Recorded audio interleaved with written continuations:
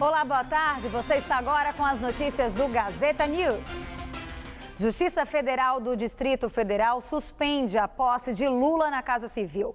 A liminar foi concedida pelo juiz federal Itagiba Cata Preta Neto, da 4ª Vara do Distrito Federal.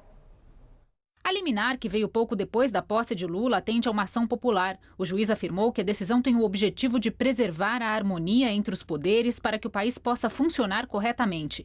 Ele disse ainda que o país inteiro viu que existe uma clara intenção do ex-presidente da República e talvez até da atual presidente da República de intervir no Poder Judiciário. E o Supremo Tribunal Federal já recebeu 10 ações contra a posse de Lula como ministro. Por sorteio, o ministro Gilmar Mendes ficou com a relatoria de 7 delas. E no meio da tarde, o advogado-geral da União, José Eduardo Cardoso, deu uma entrevista coletiva e falou do vazamento da conversa entre a presidente Dilma e o ex-presidente Lula. Ele também falou sobre o recurso que impediu a posse de Lula como ministro. O juiz Moro, pessoa que eu respeito, tenho uma profunda admiração, inclusive pelo seu conhecimento jurídico, pela sua dedicação à magistratura. Ele tem feito ações muito importantes e significativas para o país, mas isso não significa que ele, como qualquer ser humano, não possa errar. E nesse caso, me parece que ele não tinha competência e, portanto, não tinha poder para divulgar ou colocar em um inquérito onde não havia sigilo uma comunicação telefônica de autoridade que tem foro privilegiado, numa situação que ele suspeita, uma questão de Estado. Um presidente da República não pode ter o seu sigilo devassado sob qualquer argumento, a não ser pelo órgão jurisdicional competente, que é a Suprema Corte, que mesmo a Suprema Corte deveria tomar todas as cautelas para fazê-lo. Falo com a minha crença íntima, eu vi a discussão já há muito tempo, se Lula devia ser ministro ou não, então não tem nada a ver com foro privilegiado. Ele é ministro. Ele está com um impedimento do exercício de atos porque está assustado dos efeitos da posse, mas o cargo está investido, está ocupado, não estava. Mais cedo, aconteceu no Palácio do Planalto a cerimônia de posse de Lula. Lula e Dilma chegaram juntos. Os convidados aplaudiram. Dilma assinou o termo de posse de Lula na Casa Civil. Ele também assinou e depois abraçou Dilma. Juntos, os dois levantaram os braços num sinal de vitória.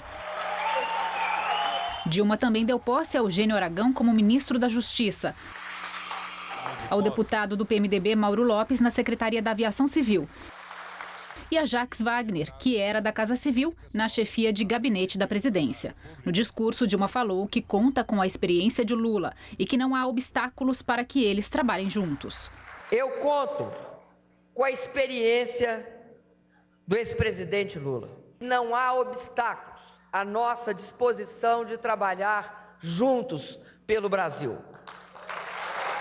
Dilma também exibiu o termo de posse sem assinatura e afirmou que foi esse o documento enviado ontem a Lula para ele assinar caso não pudesse comparecer hoje. Ontem, o presidente do PT, Rui Falcão, anunciou pelo Twitter que a posse de Lula só aconteceria terça-feira que vem. Mas à noite, a posse foi anunciada oficialmente para hoje às 10 da manhã. A posse ocorreria aqui porque o presidente Lula, por ter algum problema pessoal, para voltar a Brasília hoje, uma vez que a dona Marisa não está bem, não viria. E veio hoje justamente para manifestar aqui a sua determinação de participar do governo. Se for confirmado no cargo pela Justiça, Lula terá foro privilegiado e passará a ser investigado pelo Supremo Tribunal Federal e não mais pelo juiz Sérgio Moro. Dilma classificou as gravações das conversas telefônicas como ilegais e criticou o que chamou de vazamentos seletivos. Investigações baseadas em grampos ilegais não favorecem a democracia nesse país. A presidente também falou sobre impeachment. Nós teremos mais força de superar as armadilhas que jogam em nosso caminho aqueles que, desde a minha reeleição em 2014, não fizeram outra coisa que tentar paralisar o meu governo, me impedir de governar ou me tirar o mandato de forma golpista. O Procurador-Geral da República, Rodrigo Janot, disse que ser ministro não blinda ninguém e que a nomeação de Lula para a Casa Civil não muda nada nas investigações da Operação Lava Jato. Janot afirmou que vai dar continuidade ao processo iniciado em Curitiba, agora no âmbito do Supremo Tribunal Federal. Lula é investigado nos casos do triplex em Guarujá, do sítio em Atibaia, tráfico de influência e supostas vantagens recebidas indevidamente de empreiteiras. Na Operação Zelotes, ele é suspeito em relação a medidas provisórias que beneficiaram montadoras. E a reação à posse de Lula foi imediata nas ruas. Aqui em São Paulo, desde cedo, pessoas tomam a Avenida Paulista para protestar. A repórter Fernanda Azevedo acompanha o ato e tem mais informações para a gente. Mariana, essa manifestação, na verdade, já dura quase 24 horas aqui na Avenida Paulista. Os manifestantes se concentram em frente ao prédio da Fiesp, a Federação das Indústrias do Estado, e eles gritam palavras de ordem contra a presidente Dilma Rousseff, contra a posse do ex-presidente Lula como ministro da Casa Civil. Os manifestantes, eles ocupam praticamente 4 quarteirões. É uma manifestação que foi ganhando corpo durante todo o dia, mas que começou ontem à noite com a confirmação de que Lula seria nomeado ministro da presidente Dilma Rousseff. Hoje de manhã houve até uma tentativa da Polícia Militar, uma negociação para que os manifestantes liberassem a Avenida Paulista, as faixas de ônibus, mas não houve acordo. À 1h da tarde, o movimento Brasil Livre mandou um ofício para a Secretaria de Segurança Pública, confirmando que faria o movimento aqui. O secretário de Segurança Pública, que até esteve aqui hoje, foi hostilizado por alguns manifestantes, disse que essa manifestação tem que terminar hoje, porque amanhã o ato marcado pela CUT e outras centrais sindicais em apoio à presidente Dilma Rousseff já tinha sido avisado à secretaria. Voltamos ao estúdio. Obrigada, Fernanda. Na capital federal, os protestos também começaram logo cedo.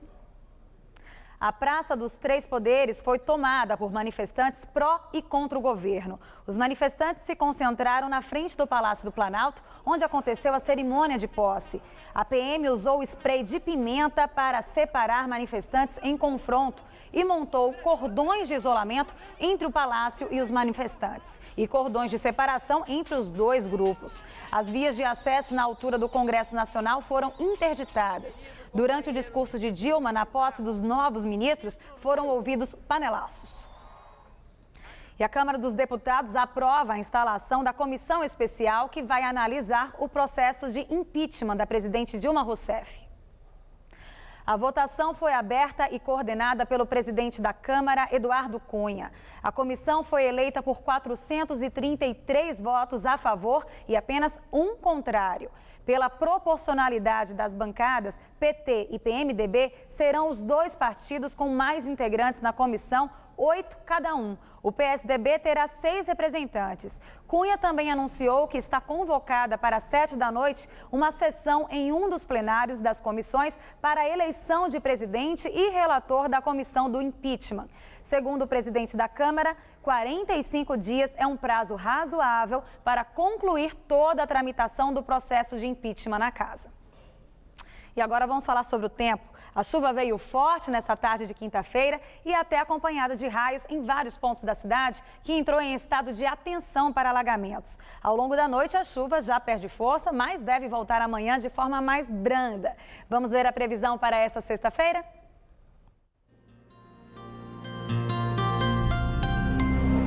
A semana vai terminar com tempo abafado em todo o estado e não vai dar para sair de casa sem o guarda-chuva. Com o calor e a alta umidade do ar, as nuvens ficam mais carregadas entre a tarde e a noite e aí há grande chance de chuva em todas as regiões paulistas, mas serão aquelas pancadas típicas de verão, pontuais, rápidas e elas podem ser fortes em alguns momentos.